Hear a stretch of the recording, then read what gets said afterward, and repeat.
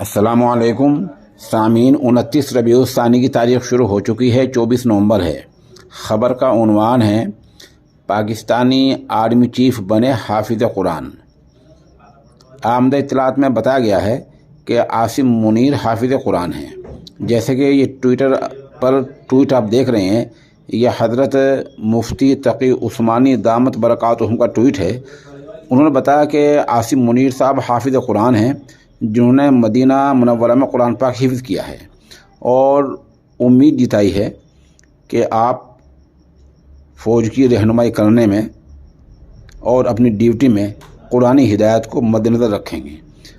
यकीनन ऐसा हो जाता है तो पाकिस्तानी फ़ौज का किरदार बहुत अहम हो जाएगा और उसके जो ताल्लुकात हैं वो अपने पड़ोसी मुल्कों से भी बेहतरीन हो जाएंगे, क्योंकि वो इस तरह कुरानी हिदायत को मद्देनज़र रखेंगे। बहरहाल यह खुश आइंद बात है कि फ़ौज का अहम जनरल और सबसे बड़ा जनरल हाफिज़ कुरान बनने जा रहा है।